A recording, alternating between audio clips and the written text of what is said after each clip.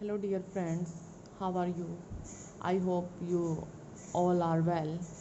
And today we are going to start our most important topic according to competitive exams, that is static verbs.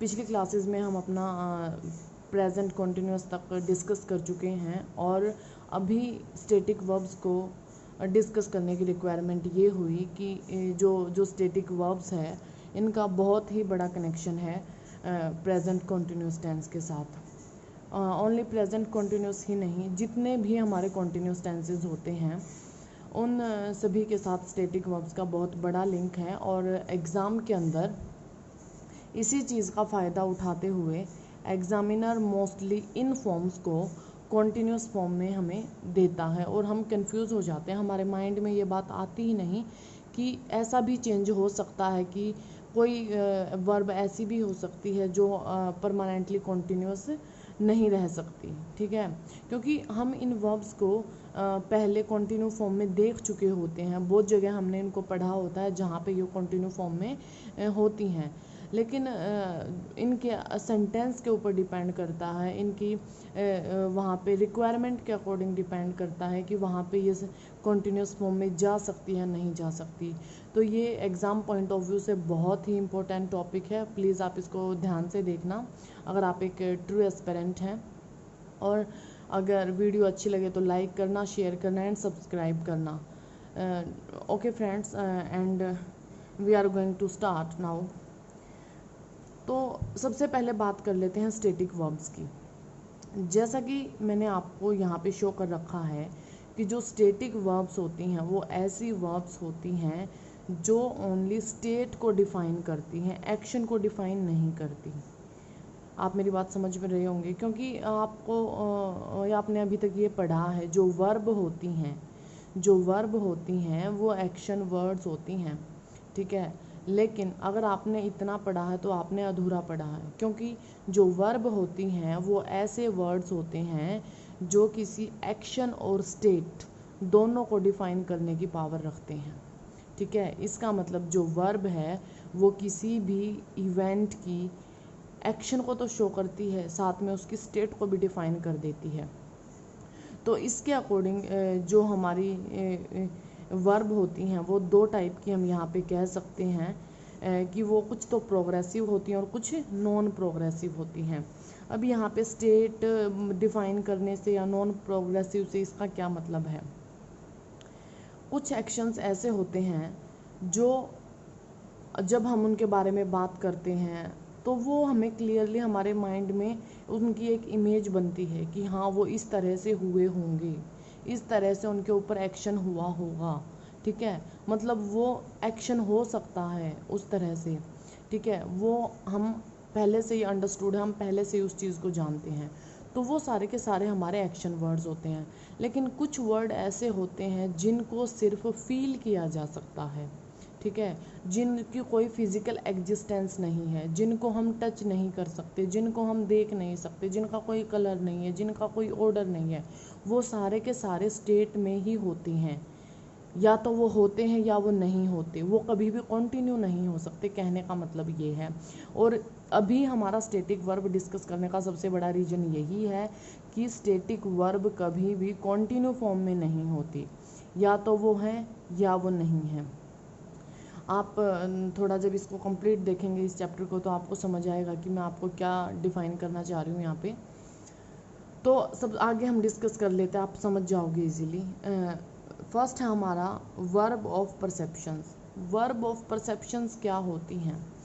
हमारी जो sense होती हैं, जिन senses से हम हर चीज़ को फील कर पाते हैं, वो सारे ही सारे हमारे परसेप्शंस होते हैं। जैसे see, hear, smell, taste, prefer, please. अब आप यहाँ एक चीज़ को ध्यान से देखना, मैंने आपको ये नहीं कहा कि जो वर्ब स्टैटिक वर्ब हैं वो कभी एक्शन वर्ब नहीं बन सकती। ऑफ कोर्स बन सकती हैं, लेकिन ये डिपेंड करता है उसके सेंटेंस की रिक्वायरमेंट पे, उस सेंटेंस में उसको किस चीज़ के लिए यूज़ किया गया है, कैसे वहाँ पे उसकी रिक्वायरमेंट है। तो सेंटेंस की रिक्वायरमेंट्स, सेंटेंस के स्ट्रक्चर के अकॉर्डिंग हम ये देख पाएंगे कि वहाँ पे वो स्टैटिक है या प्रोग्रेसिव है। इसी बात को आज मैं डिटेल में बताने के लिए आपके साथ स्टैटिक वर्ब वाला टॉपिक डिस्कस कर रही हूँ। तो हमारी ये वाली वर्ब्स स्टैटिक वर्ब हो सकती हैं, आप इनको ध्यान से याद कर लेना। सबसे पहले तो है वर्ब ऑफ परसेप्शंस जितनी भी होती हैं, see, hear, smell, taste, prefer, please. अब एक बात बताओ, जो हम देखने का काम करते हैं, देखने का काम करते हैं वो हम क्या मतलब उसमें कोई एक्शन हम करते हैं? नहीं, वो हमारी बॉडी की एक सेंस है जो एक्टिव फॉर्म में ही रहती है, ठीक है। हमें उसके लिए अलग से कोई फिजिकल वर्क नहीं करना पड़ता। सुनने का काम है, क्या हम कभी सुनना बंद कर देते, कभी सुन सकते हैं? नहीं, जो सुनने का काम है वो तो कंटिन्यू होता ही रहता है। स्मेल, टेस्ट, प्रेफर, प्लीज़, ये सारी की सारी जो स्टेट्स हैं वो हमारी बॉडी के अंदर ऑटोमेटिक होती हैं, ठीक है। वो हमें उनको गाइड नहीं करना पड़ता, हमें उनको अपनी मर्जी से ऑपरेट नहीं करना पड़ता, ठीक है। इसका मतलब ये सारे के सारे हमारे जो सेंसेस होते हैं, वो हमारी जो वर्ब ऑफ परसेप्शंस होती हैं, वो सेंटेंस के अंदर स्टेट की फॉर्म में जब यूज़ होंगी तो उनको हम कॉन्टिन्यूस टेंस में नहीं लिख सकते। नेक्स्ट है वर्ब ऑफ थिंकिंग प्रोसेस। जितनी भी हमारी सोचने की प्रोसेस हैं, जैसे थिंक, नो, मीन, माइंड, क्योंकि ये सारी की सारी हमारे माइंड में होती हैं, ठीक है। हम ना इनको ऑपरेट करते हैं, ना हम इनको फिजिकली देख सकते हैं, ना हम इनको टच कर सकते हैं। कहने का मतलब है ये सारी की सारी नॉन एग्जिस्टेंस और नॉन प्रोग्रेसिव फॉर्म में होती हैं, इसीलिए इनको स्टैटिक और नॉन प्रोग्रेसिव वर्ब बोला गया है। अगली बात आती है जो वर्ब हमारी इन जनरल होती हैं, जैसे look, seem, appear, affect, resemble, cost, require, stand, face, become. तो आपने देखा होगा कि कोई भी जैसे लुक, सीम, अपीयर, ये जस्ट क्या है? स्टेट हैं, ना कि कोई एक्शन वर्ब्स हैं। रिजेंबल करना, किसी चीज़ की कोस्ट देखी है आपने कभी? कोस्ट को चलते हुए देखा है? नहीं, जस्ट वो हमारी एक एब्स्ट्रैक्ट थिंकिंग है, वो हमारी एक सोच है, ठीक है, जिसे हमने कोस्ट का नाम दे रखा है। नेक्स्ट हम बात करते हैं वर्ब ऑफ पोजेशंस की। जिन वर्ब से किसी भी चीज़ पे हमारे पोजेशन का, हमारे अधिकार का पता चलता है, वो सारी की सारी वर्ब्स ऑफ पोजेशंस होती हैं, जैसे own, have, belong, comprise, possess, contain. तो ये जितनी भी वर्ब होती हैं ये कभी भी कॉन्टिन्यू नहीं हो सकती, कॉन्टिन्यूस फॉर्म में नहीं हो सकती। तो जो हैव है, वैसे भी जितनी भी हमारी जो एब्स्ट्रैक्ट फॉर्म्स होती हैं, जैसे जो जस्ट जिनकी कोई फिजिकल एग्जिस्टेंस नहीं है, जैसे हमारे ड्रीम्स हैं, नाइटमेयर्स हैं, वो सारे के सारे हम उनको टच नहीं कर सकते, फील नहीं कर सकते, उनकी कोई एग्जिस्ट नहीं है, वो जस्ट एब्स्ट्रैक्ट फॉर्म में प्रेजेंट हैं। तो जब भी इस टाइप की सेंटेंस हमें बनाने पड़े नाइटमेयर, ड्रीम्स वगैरह से रिलेटेड, तो वहाँ पे हैव का यूज़ ही होता है। वहाँ पे जो हेल्पिंग वर्ब आप इज, एम, आर वगैरह वगैरह या कॉन्टिन्यूस फॉर्म कुछ भी नहीं लगा सकते। एब्स्ट्रैक्ट, नाइटमेयर्स वगैरह जो भी फॉर्म्स होती हैं वहाँ पे आपको हैव ही यूज़ करना पड़ता है। फिर बात करते हैं कुछ वर्ब होती हैं एब्स्ट्रैक्ट फॉर्म में, जैसे बिलीव करना। क्या आप किसी पे बिलीव कर सकते हो? उस बिलीव को आप देख सकते हो? नहीं देख सकते। लाइक करना, love, want, wish, desire, hate, इन चीज़ों को जस्ट आप फील कर सकते हो, इन चीज़ों को आप देख नहीं सकते। जस्ट फील करना, उनको ना देख पाना, यही तो सारी एब्स्ट्रैक्ट फॉर्म्स होती हैं। तो कहने का मतलब है कुल मिला के मैंने जितनी आपको वर्ब्स बताई हैं, verbs of perception, verbs of thinking process, in general, possession, abstract forms, ये सारी की सारी कभी भी कॉन्टिन्यूस फॉर्म में यूज़ नहीं होती। अब इन बातों को थोड़ा सा एग्जांपल्स की हेल्प से समझोगे तो आपको और ज़्यादा अच्छे से पता चलेगा कि मैं आपको यहाँ पे क्या बताना चाह रही हूँ। आइए कुछ एग्जांपल्स हैं, इन चीज़ों को हम करने की कोशिश करते हैं। जैसे एक एग्जांपल मैं आपके सामने लिखती हूँ, He owns a car. He owns a car. आपने यहाँ पे देखा कि यहाँ पे एक वर्ब यूज़ हो रही है, own। जो own है ये क्या है? ये वर्ब ऑफ पोजेशन है। क्या है? एक वर्ब ऑफ पोजेशन है। क्या ये सेंटेंस ठीक है? बिल्कुल ये सेंटेंस ठीक है। अगर मैं इसको लिख देती यहाँ पे, he is ऑनिंग A car, he is ऑनिंग A car, तो ये बिल्कुल ही गलत सेंटेंस हो जाता, क्योंकि जो ओन है, जो ओन वर्ब है वो एक वर्ब ऑफ पोजेशन है, जो मैंने आपको अभी यहाँ पे बताई, वो कभी भी कंटिन्यू फॉर्म में नहीं जा सकती। ठीक है, तो ये वाला सेंटेंस हमारा बिल्कुल ठीक है। नेक्स्ट अगर हम बात कर लेते हैं, जैसे मैंने एक सेंटेंस लिखा, I am not hating him, I am not hating him, क्या ये सेंटेंस ठीक लग रहा है आपको? I am not hating him, अगर जनरली हम बात करें, अगर हम स्पोकन इंग्लिश की बात करें तो लोग बोल भी देते होंगे, ठीक है, और हमें सही भी लग जाता होगा उस टाइम पे, क्योंकि वहाँ पे स्पोकन में ऐसा होता है कि अगर हम सामने वाले की फीलिंग को समझ जाते हैं उस सेंटेंस से तो वो चल जाता है, ठीक है, उसको मिस्टेक्स में काउंट नहीं करते लोग। लेकिन ये सेंटेंस बिल्कुल ही गलत है, क्योंकि जो हेट करना है वो जस्ट हमारी एक एब्स्ट्रैक्ट फॉर्म है, ठीक है, और जो हेट करना है वो उसकी फिजिकल फॉर्म नहीं है, इसलिए वो कंटिन्यू नहीं हो सकता। सिर्फ दो ही कंडीशन होती हैं जब भी कोई एक्शन, जब भी कोई वर्ड स्टेट की फॉर्म में होता है, ठीक है, किसी चीज़ की जो भी स्टेट होती है तो स्टेट का ऐसा है, या तो स्टेट होती है या स्टेट नहीं होती। स्टेट का ऐसा नहीं है कि वो कुछ टाइम के लिए कंटिन्यू और फिर डिसकंटिन्यू हो जाएगी, नहीं, या तो हम उससे हेट करते हैं या हम हेट नहीं करते। ऐसा नहीं है अभी 10 मिनट के लिए कंटिन्यू हम हेट कर रहे हैं फिर हम हेट नहीं करेंगे, ऐसा नहीं होता। इसलिए आप समझ लीजिए कि जो ये हमारी जो स्टेटिक वर्ब्स होती हैं इनकी ये स्टेट होती है, और स्टेट का ऐसा होता, स्टेट या तो है या नहीं है, स्टेट कभी भी कंटिन्यू फॉर्म में नहीं हो सकती। तो जो अभी हमने वर्ब यहाँ पे डिस्कस करी वो वर्ब कभी भी कंटिन्यू फॉर्म में नहीं हो सकती। और कुछ एग्जांपल से देखिए, जैसे एक सेंटेंस हम लिखते हैं, are you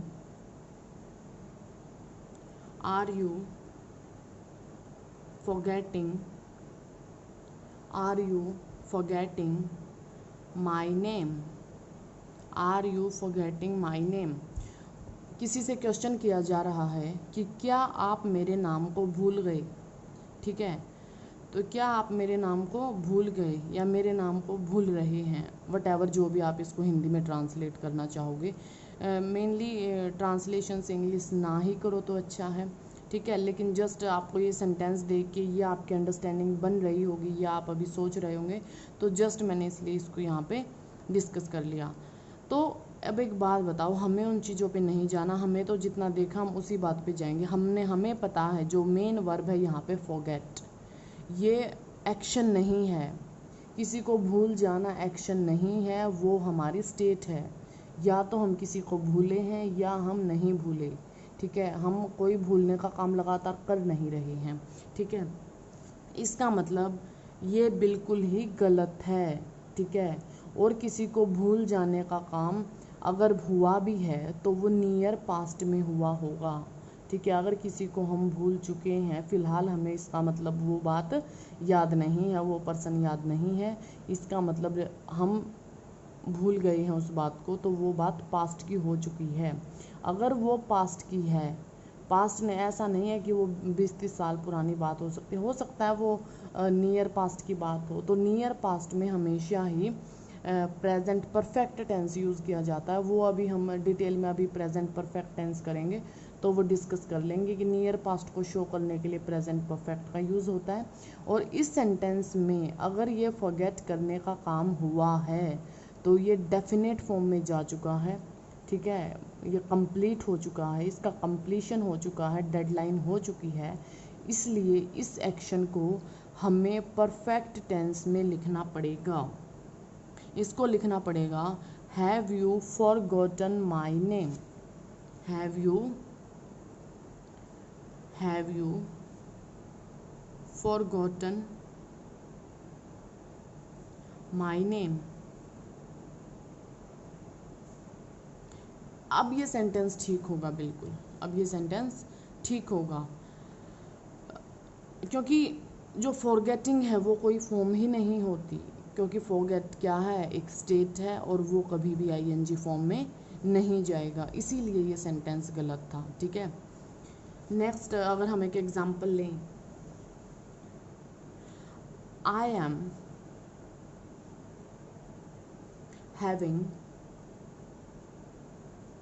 know house to live in. I am having no house to live in. Sorry.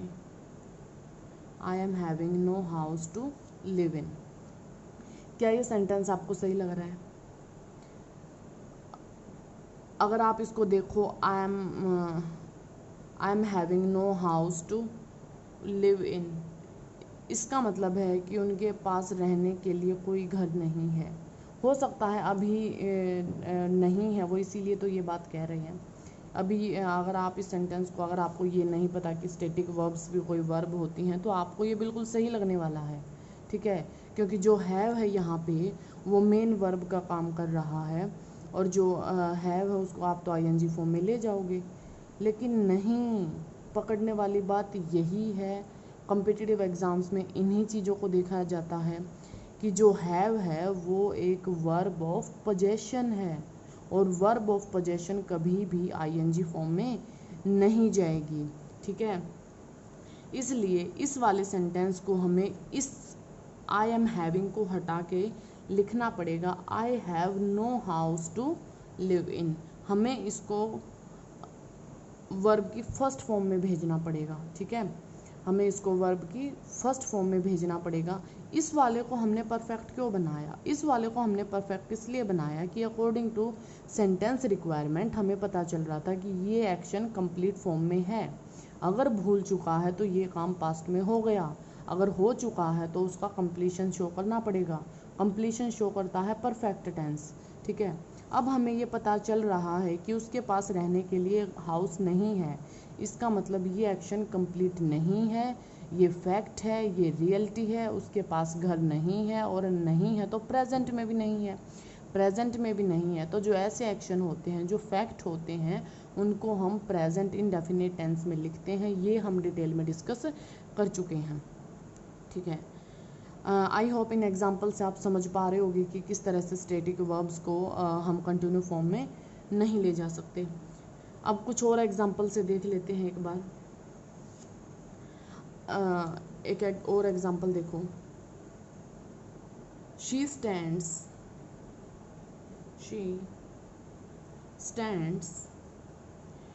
In the shade of a tree, in the shade of a tree. She stands in the shade of a tree. अब एक बात बताओ, क्या ये sentence सही है? क्या ये सेंटेंस सही है? अब आप कहोगे she stands in the shade of a tree। अब मैंने यहाँ पे, अगर आप मेन चीज़ देखो कि मैं अभी जो बात कर रही थी वो कर रही थी मैं स्टैटिक वर्ब्स की, कि वो आईएनजी में नहीं जाती। पहली बात तो जो स्टैंड है दैट इज़ अ एक्शन, वो एक एक्शन वर्ब है। That is an action verb, वो एक एक्शन वर्ब है। अगर वो एक्शन वर्ब है और किसी एक्शन को शो कर रही है, ठीक है, तो यहाँ पे वर्ब की फर्स्ट फॉर्म तो नहीं आ सकती। क्यों नहीं आ सकती? क्योंकि शी के साथ वर्ब की फर्स्ट फॉर्म के साथ एस या ईएस प्रेजेंट इनडेफिनिट टेंस में लगता है, जो कि किसी fact, frequent action, universal truth वगैरह इन चीज़ों को शो करता है। ना तो ये कोई यूनिवर्सल ट्रूथ है, ना ये कोई फैक्ट है। क्या मतलब वही पेड़ की छाँव में खड़ी होती है, कोई और नहीं खड़ा होता, सब खड़े हो सकते हैं, ये फैक्ट नहीं है। ये बात जस्ट उस पे लागू नहीं हो रही है। फैक्ट वो होते हैं जो उस सेंटेंस पे या उस बात पे ही लागू होते हों, ये उस शी पे ही लागू नहीं हो रही हैं। ठीक है, कोई भी खड़ा हो सकता है पेड़ की छाँव में, इसका मतलब ये फैक्ट नहीं हो सकता। स्टैंड यहाँ पे एक्शन वर्ब को डिनोट करना चाह रहा है, और अगर ये एक्शन हो रहा है, वो अभी भी वहाँ पे खड़ी है, तो ये खड़े होने का काम अभी कंटिन्यू है, it is an action verb. तो इसको कन्वर्ट करो एक्शन वर्ब में, और ये काम अभी कंटिन्यू हो रहा है तो यहाँ पे यूज़ होने वाला है प्रेजेंट कॉन्टिन्यूस टेंस। तो ये हो जाएगा she is standing, she is standing in the shade of a tree. अब बात समझ में आ गई। कहने का मतलब है अंधे होके किसी भी काम को नहीं करना, चीज़ों को देखना है, समझना है, कहाँ पे ये एक्शन वर्ब है, कहाँ पे ये स्टैटिक वर्ब है, कहाँ पे किस सेंटेंस से क्या मीनिंग कन्वे हो रहा है, किसको चेंज करना है, किसको नहीं करना है तो किस में चेंज करना है। क्योंकि एग्ज़ाम में तो ऑब्जेक्टिव पेपर आ रहा है, 4 ऑप्शन मिलेंगे, उनमें से ये भी तो चॉइस करनी होगी कि अगर ये नहीं है तो फिर कौन है, ये भी तो डिसाइड करना होता है। ठीक है, एक सेंटेंस देखना, I am not meaning this. कहने का मतलब है यहाँ पे सेंटेंस बता रहा है कि मैं ऐसा नहीं कहना चाहता था, या मेरा ये मतलब नहीं है। ठीक है, ये मतलब नहीं है, मेरी बात से ये मतलब नहीं है। जो भी आप इसका मीनिंग समझना चाहो वो समझ सकते हो, लेकिन यहाँ पे बात अटक जाती है एक मेन वर्ब पे आके। मेन वर्ब को अगर देखा जाए तो मेन वर्ब है यहाँ पे मीन, और क्या मीन एक एक्शन है। क्या वो कह रहा है कि मेरा ये मीन नहीं है, ये मतलब नहीं है, तो मतलब क्या कोई एक एक्शन है? नहीं, वो जस्ट एक स्टेट है, वो जस्ट एक सोचने का वे बोल सकते हैं हम उसको। ठीक है, वे ऑफ थिंकिंग है जस्ट ये और कुछ भी नहीं है। तो हम क्या कहेंगे कि मीनिंग तो हो नहीं सकता, मेन वर्ब आईएनजी में तो नहीं जा सकती अगर ये एक स्टैटिक वर्ब है। तो अगर ये एक स्टैटिक वर्ब है तो यहाँ पे एम भी नहीं आएगा। ठीक है, लेकिन वो इसी बात को प्रेजेंट में ही शो करना चाह रहा है। प्रेजेंट में ही अगर वो इस बात को शो करना चाह रहा है तो इस बात को इंडेफिनेट टेंस में ले जाओ। अगर इंडेफिनेट में ले जाना चाह रहे हो तो क्या आप लिखोगे, I not mean this. Is it correct? Not, this is not correct now, because अगर आई आपका सब्जेक्ट है, ठीक है, आई प्लूरल सब्जेक्ट है, आपने इसके अकॉर्डिंग वर्ब को भी प्लूरल बना दिया। बट मैंने आपको बताया था प्रेजेंट इंडेफिनिट टेंस में अगर सेंटेंस नेगेटिव फॉर्म में है, नोट वहाँ पे है, नेगेटिव फॉर्म में है, नोट है, डू डज का यूज़ होगा। इंटेरोगेटिव है तो भी डू डज का होगा, सिर्फ असरेटिव फॉर्म में डू डज का यूज़ नहीं होगा। तो उसके अकॉर्डिंग यहाँ पे आएगा I don't mean this, I don't mean this. Okay, next sentence एक और देख लेते हैं इससे।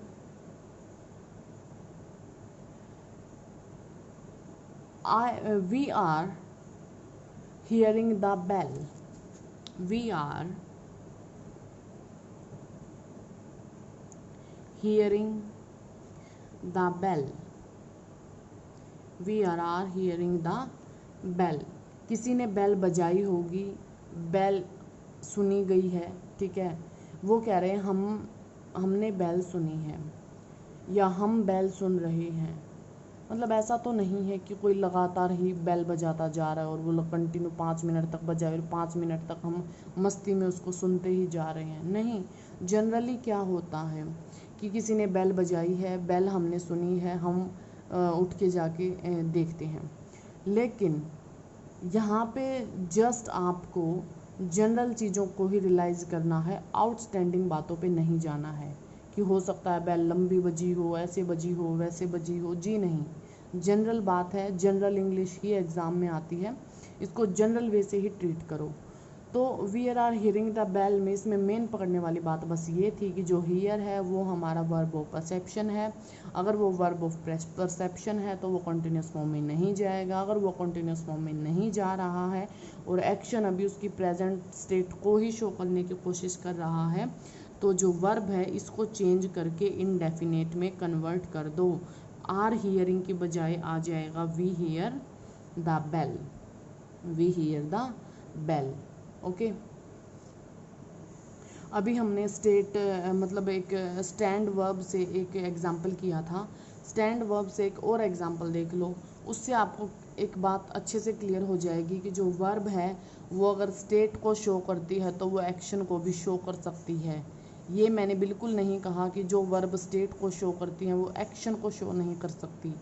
मैंने कहा है अकॉर्डिंग टू सेंटेंस रिक्वायरमेंट आपको देखना पड़ेगा कि वहाँ पर स्टैटिक वर्ब का काम कर रही है या वो वहाँ पे एक्शन वर्ब का काम कर रही है। तो एक एग्जांपल से हम इस चीज़ को देखते हैं। The temple is standing in the heart of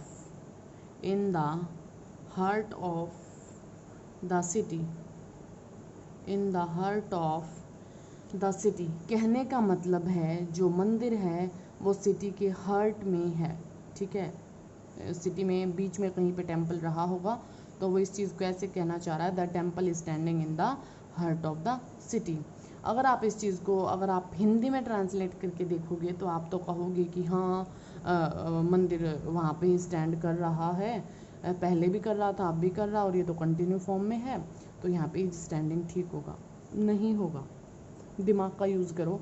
standing नहीं होगा, वो टेम्पल है, वो लिविंग फॉर्म में नहीं है। पहली बात तो वो एक नॉन लिविंग स्टेट में वहाँ पे है, ठीक है। उसकी स्टेट है या तो वो वहाँ पे है या वो वहाँ पे एग्जिस्ट नहीं करता है, ठीक है। पहली बात तो ये, क्योंकि जो एक्शन है वो जस्ट जो हम लिविंग बींग्स हैं वही सब एक्शन कर सकते हैं, नॉन लिविंग थिंग्स कोई एक्शन नहीं कर सकती हैं, ठीक है। तो पहली बात तो ये कि जो एक्शन है वो टेम्पल के द्वारा नहीं किया जा रहा है, टेम्पल वहाँ पे स्टैंड नहीं कर रहा है, मतलब वो कंटिन्यू स्टैंडिंग उसकी तरफ से नहीं हो रही है, वहाँ पे वो जस्ट एक स्टेट की फॉर्म में है। अगर वो एक स्टेट की फॉर्म में है तो वहाँ पे इज स्टैंडिंग तो बिल्कुल नहीं आएगा, ठीक है। वहाँ पे क्या आएगा, वहाँ पे आएगा स्टैंड। क्या ये ठीक है? जी नहीं, ये बिल्कुल गलत है अभी, क्योंकि जो द टेम्पल है वो सिंगुलर है, द टेम्पल है तो यहाँ पे आएगा stands. The temple stands in the heart of the city. अब ये सेंटेंस यहाँ पे बिल्कुल ठीक है। एक एग्जाम्पल देखिए, she loves her daughter. She loves her daughter. क्या ये सेंटेंस आपको ठीक लग रहा है? ये सेंटेंस अगर एक फैक्ट है कि वो अपनी बेटी से प्यार करती है, ठीक है, ये फैक्ट है, तो एक बात बताइए कि अगर ये फैक्ट है तो ये सेंटेंस बिल्कुल सही है। अगर आप ये कहना चाहो कि वो अपनी बेटी से अभी प्यार कर रही है, ठीक है, अभी अपनी बेटी को प्यार कर रही है अभी, तो आप इस सेंटेंस को लिखोगे she is loving her daughter. She loving her daughter. क्या ये सेंटेंस ठीक है? हाँ, ये सेंटेंस भी ठीक है। तो फिर फ़र्क क्या है? ये क्वेश्चन यहाँ पे अराइज होता है। बहुत बड़ा फ़र्क है, ठीक है। वो क्या है? जो मेन डिफरेंस है वो है यहाँ पे इन वर्ब्स का। ये वर्ब यहाँ पे दो टाइप से क्रिएट हो गई। ये वाली जो वर्ब है ये एक स्टेट को शो कर रही है, और ये वाली वर्ब है ये एक एक्शन को शो कर रही है। Are you getting my point? ये वाली जो वर्ब है ये एक एक्शन को शो कर रही है। कहने का मतलब ये है कि आपको इन चीज़ों का ध्यान रखना है कि कहाँ पे वो वर्ब स्टेट है, कहाँ पे वो वर्ब एक्शन है, ठीक है। उसी के अकॉर्डिंग आप उसका टेंस डिसाइड कर पाओगे। अदरवाइज़ ये दोनों ही सेंटेंस बिल्कुल सही हैं, दोनों में से कोई भी सेंटेंस गलत नहीं है, बट यहाँ पे इनके मीनिंग चेंज हो जाते हैं जस्ट इनकी वर्ब को चेंज करने से, ठीक है। यहाँ पे कहने के मतलब है, फैक्ट है कि वो अपनी बेटी से प्यार करती है, ठीक है, वो करती ही है, ये फैक्ट है, लेकिन वो अभी कर रही है, अभी ये काम कंटिन्यू चल रहा है, ठीक है। हम जब बोल रहे हैं तो उस टाइम पे वो अपनी बेटी को लव कर रही है, ठीक है। तो इसका मतलब आपको स्टैटिक वर्ब्स के साथ बहुत ही ध्यान से रहना पड़ेगा, बहुत ही ध्यान से इनके क्वेश्चन सॉल्व करने पड़ेंगे। जब भी स्टैटिक वर्ब का आपको कहीं भी क्वेश्चन दिखाई देता है तो आप सबसे पहले तो उसके वहाँ पे मीनिंग को कन्वे करने की कोशिश करो कि क्या यहाँ पे सेंटेंस में बताने की कोशिश की जा रही है, उसी के अकॉर्डिंग डिसाइड करो। अगर वो स्टेट लग रही है तो वहाँ पे फिर कंटिन्यूस फॉर्म में मत जाने दो, और अगर वहाँ पे कोई वो एक्शन है तो उसको फैक्ट मत रहने दो, ठीक है। क्योंकि जो फैक्ट है, अगर वो वहाँ पे आपको ये लग रहा है कि ये जस्ट एक फैक्ट है, तो इसका मतलब ये जस्ट इसी पे फॉलो हो रहा है। लव करना तो इसको फॉलो हो सकता है, क्योंकि मान लो ये अपनी डॉटर से प्यार करती हो, कोई और अपनी डॉटर से प्यार ना करता हो, ठीक है। तो इस बात को हम ऐसे बोल सकते हैं, कोई दिक्कत नहीं है, और बोलते भी हैं लोग, I love my sister, I love my brother वगैरह वगैरह, ठीक है। तो वो सब हो सकता है, ठीक है, लेकिन वहाँ पे सिर्फ मीनिंग चेंज हो जाते हैं जस्ट वर्ब के चेंज होने से।